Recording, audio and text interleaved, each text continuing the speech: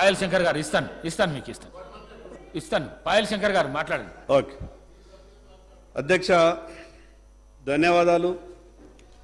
2024 budget ఉభయ సభలను ఉద్దేశించి గౌరవనీయులైన గవర్నర్ గారి ప్రసంగంపై ధన్యవాదాలు చెప్పే తీర్మానంలో నాకు మాట్లాడే అవకాశం ఇచ్చినందుకు మీకు ప్రత్యేకంగా ధన్యవాదాలు అధ్యక్ష. ఈ సభకు కొత్తగా వచ్చినటువంటి సభ్యుణ్ణి, ఏవైనా తప్పులు జరిగితే పెద్దలు దాన్ని సవరించాల్సిందిగా ముందు మీకు విజ్ఞప్తి చేస్తున్నా అధ్యక్ష. గవర్నర్ గారి ప్రసంగంలో ముందుగా ప్రజాకవి పద్మవిభూషణ్ స్వర్గీయ శ్రీ కాళోజీ గారి మాటలను పరిచయం చేస్తూ గవర్నర్ గారి ప్రసంగం మొదలుపెట్టినటువంటి తీరు చాలా సంతోషం అనిపించింది అధ్యక్ష. అధికారం ఉన్నదని హద్దు పద్దు లేక అన్యాయ మార్గాల నార్జింపబూనిన, అధికారం ఉన్నదని హద్దు పద్దు లేక అన్యాయ మార్గాల నార్జింపబూనిన, అచ్చి వచ్చే రోజులంతమైనాయి. అది 2 నెలల క్రితమే ఆ ప్రక్రియ జరిగింది. కాంగ్రెస్ పార్టీకి అధికారం కూడా వచ్చింది అధ్యక్ష. నిజంగా ప్రభుత్వం కాళోజీ మాటలను నమ్మి పరిపాలన అహంకారం లేకుండా న్యాయంగా పరిపాలిస్తుందని, ప్రతిపక్షాల సలహాలను సూచనలను తీసుకుంటుందని, మంచి పరిపాలన అందిస్తుందని ఆశిస్తున్నాం అధ్యక్ష. గవర్నర్ గారి ప్రసంగం అంటేనే కొత్తగా ఏర్పడ్డటువంటి ప్రభుత్వం యొక్క ఆలోచన విధానాన్ని, పరిపాలన చేసే తీరుని, రాష్ట్ర అభివృద్ధి కొలమానం అన్నీ కలిపి రేపు రాష్ట్ర ప్రజల భవిష్యత్తును సూచించేదే గవర్నర్ గారి ప్రసంగం అధ్యక్ష. ఎన్నికల సమయంలో కాంగ్రెస్ పార్టీ ఇచ్చిన హామీలన్నిటి మీద, వాగ్దానాలు అమలుపరిచే విధానం పైన గవర్నర్ ప్రసంగం ఉంటుందని మేమంతా భావించాం అధ్యక్ష. కానీ ఎక్కడా కూడా కాంగ్రెస్ పార్టీ ఇచ్చిన హామీలపై కేవలం కొన్ని మట్టుకే ప్రస్తావిస్తూ మిగతా హామీల గురించి ఎక్కడా మాట్లాడకుండా 6 గ్యారంటీలు తప్ప ఈ రాష్ట్రంలో ఏ విషయాలను కూడా మేము పట్టించుకోమనే విధంగా గవర్నర్ గారి ప్రసంగం కొనసాగింది అధ్యక్ష. కాంగ్రెస్ పార్టీ ప్రభుత్వం అధికారంలోకి వచ్చి దాదాపు 2 నెలలే అయింది. మేము తొందరపడి ప్రభుత్వాన్ని విమర్శించదలుచుకోలేదు. కానీ ప్రభుత్వంలో ఉన్నటువంటి పెద్దలు ఆ రోజు కాంగ్రెస్ పార్టీ నాయకులుగా మాట్లాడినటువంటి మాటలు, ఇచ్చినటువంటి హామీలన్నిటి కూడా ఒక్కసారి గుర్తు చేయదలుచుకున్నాం అధ్యక్ష. పార్టీలు లేదా పార్టీల నాయకులు ప్రజలకు హామీలు ఇచ్చినప్పుడు అమలు చేస్తారన్న ఒక ఆశతోనే, మా జీవితాలు బాగుపడతాయన్న ఒక ఆలోచనతోనే పార్టీలకు ఓట్లేసి పార్టీని ప్రభుత్వంగా మార్చి ప్రభుత్వం ఏర్పాటు చేసే అవకాశం పార్టీలకు ఇస్తారు అధ్యక్ష.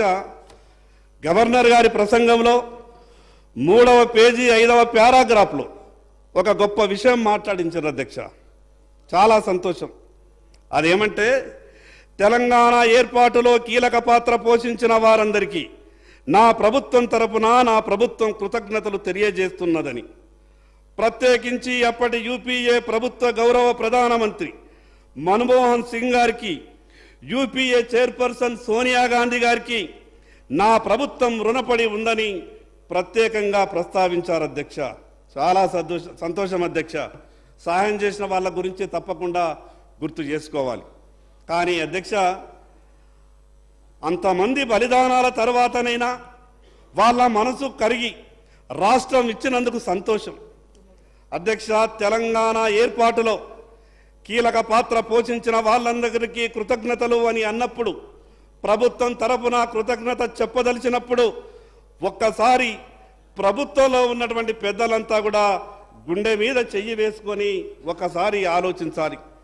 ఆ రోజు భారతీయ జనతా పార్టీ పాత్ర గురించి కానీ, తెలంగాణ ప్రజలంతా తెలంగాణ చిన్నమ్మగా భావించే స్వర్గీయ సుష్మా స్వరాజ్ గారి గురించి కానీ ఒక్క మాట కూడా మాట్లాడకపోవడం ప్రభుత్వ కుంచిత మనస్తత్వానికి ఇది నిదర్శనం కాదా అధ్యక్ష? ప్రభుత్వం ఒక్కసారి ఆలోచించుకోవాల్సిన అవసరం ఉంది అధ్యక్ష. రాజకీయ పార్టీల హామీల విషయంలో మార్పు రావాల్సినటువంటి అవసరం ఉంది అధ్యక్ష. నేనేదో వేరే ఇతర పార్టీలను విమర్శించాలన్న కేవలం ఆలోచనతోనే ఈ మాటలు మాట్లాడతలేను అధ్యక్ష. ఎందుకు ఈ విషయం అంటున్నానంటే, ఈరోజు కొన్ని పార్టీలు ఎన్నికల సమయంలో అమలుకు సాధ్యం కానటువంటి హామీలు ఇస్తున్నాయి. అధికారంలోకి వచ్చిన తర్వాత రాష్ట్ర ఆర్థిక పరిస్థితి సహకరిస్తలేదని మాట్లాడినటువంటి మాటలు తప్పించుకునే ప్రయత్నం చేస్తున్నారు అధ్యక్ష. దానికి ఉదాహరణ గత ప్రభుత్వం ప్రకటించినటువంటి అనేక హామీలుగానే మిగిలి ఉన్నాయి అధ్యక్ష. ఈరోజు కాంగ్రెస్ పార్టీ అధికారంలోకి వచ్చింది అంటే కాంగ్రెస్ పార్టీ మీద ప్రేమతో అధికారంలోకి రాలేదు అధ్యక్ష. గత ప్రభుత్వం మీద ఉన్నటువంటి వ్యతిరేకత, గత ప్రభుత్వంలో ఉన్నటువంటి పెద్దలు వ్యవహరించినటువంటి అహంభావిత వ్యవహారం, దీనంతటినీ గమనించినటువంటి ప్రజలు కాంగ్రెస్ పార్టీకి అవకాశం ఇచ్చిండ్రు అధ్యక్ష. కానీ అధ్యక్ష, కాంగ్రెస్ పార్టీకి అధికారం ఇచ్చిన తర్వాత అధికారం ఇవ్వకన్నా ముందు మాట్లాడినటువంటి మాటలకు అధికారంలోకి వచ్చిన తర్వాత వాళ్ళు మాట్లాడుతున్నటువంటి మాటలకు ఎక్కడా కూడా పొంతన లేకుండా పోతా ఉన్నది అధ్యక్ష. అధ్యక్ష, అన్నిటికైనా ముఖ్య విషయం రాష్ట్ర ప్రజల ఆరోగ్యం. కొత్తగా ఏర్పడ్డ ప్రభుత్వం ఆరోగ్యశ్రీ పథకాన్ని పేదలకు మంచి వైద్యం అందించాలని 5 లక్షల నుండి 10 లక్షల వరకు ఉచితంగా అన్ని ఆసుపత్రుల్లో అందిస్తామని గొప్పగా చెప్పింది అధ్యక్ష. కానీ ఇప్పటికీ రోగులు ఆరోగ్యశ్రీ పథకంలో అన్ని చికిత్సలు సంబంధిత ఆసుపత్రి యాజమాన్యాలు చేస్తలేవని, ఇప్పటికీ ఎమ్మెల్యేల చుట్టూ ఎల్ఓసీల కొరకని, మరి అదేవిధంగా సీఎంఆర్ఎఫ్ కొరకని ఈరోజు ఎమ్మెల్యేలు ఇచ్చినటువంటి 1000 దరఖాస్తులు ఈరోజు ముఖ్యమంత్రి కార్యాలయంలో పెండింగ్లో ఉన్నదనంటే, నిజంగా 10 లక్షల రూపాయల ఆరోగ్యశ్రీ పథకం ఈ రాష్ట్రంలో సరియైన రీతిలో అమలైతే ఈరోజు దాదాపు 60-70 వేల దరఖాస్తులు ఆరోగ్యశ్రీ దరఖాస్తులు అది ఎల్ఓసి కావచ్చు, అదేవిధంగా సీఎంఆర్ఎఫ్ కావచ్చు, ఎందుకు పెండింగ్లో ఉన్నాయో ఈ ప్రభుత్వం సమాధానం చెప్పాలని మీ ద్వారా విజ్ఞప్తి చేస్తాను అధ్యక్ష. అధ్యక్ష, నా వెనుకబడ్డటువంటి ఆదిలాబాద్ జిల్లాలో పేద ప్రజల ఆరోగ్యం కాపాడడానికి నరేంద్ర మోడీ గారు తెలంగాణ రాష్ట్రంలో 2 సూపర్ స్పెషాలిటీ ఆసుపత్రులు 2014లో మంజూరు చేసిండ్రు.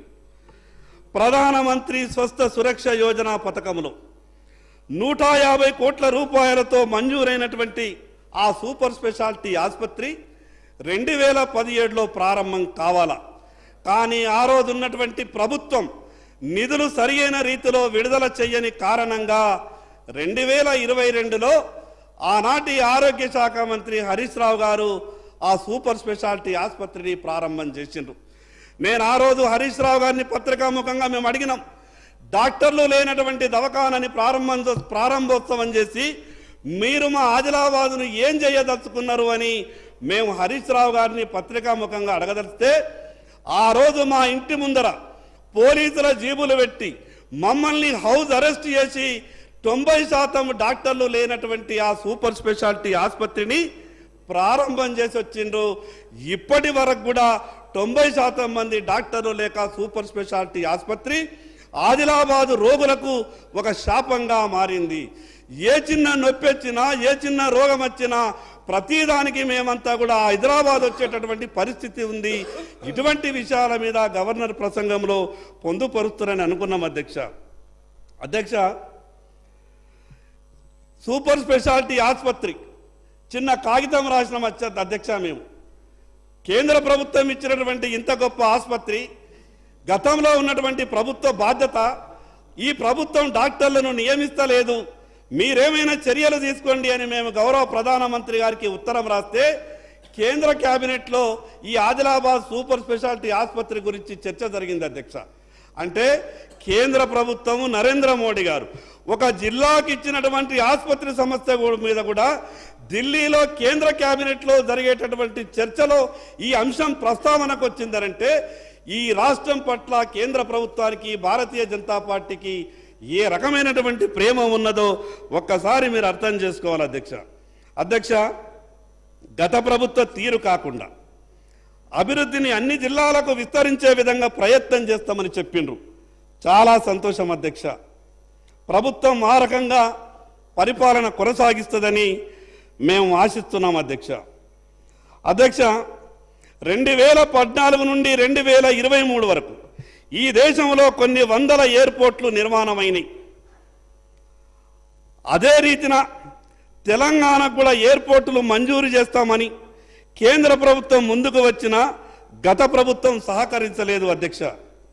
దానికి ఉదాహరణ ఆదిలాబాద్లో రక్షణ శాఖ ఆధ్వర్యంలో ఉన్నటువంటి ఎయిర్ ఫోర్స్ స్టేషన్ను నిర్మిస్తామని, తద్వారా దానిలోనే సివిల్ ఏవియేషన్కు అనుమతులు ఇస్తామని తెలంగాణ రాష్ట్ర ప్రభుత్వం ఎన్ఓసి ఇవ్వండి అని 2014లో కేంద్రం తెలంగాణకు 4 ఉత్తరాలు రాస్తే ప్రతిపాదనలు సర్వే పూర్తి చేసి భూసేకరణకు రాష్ట్ర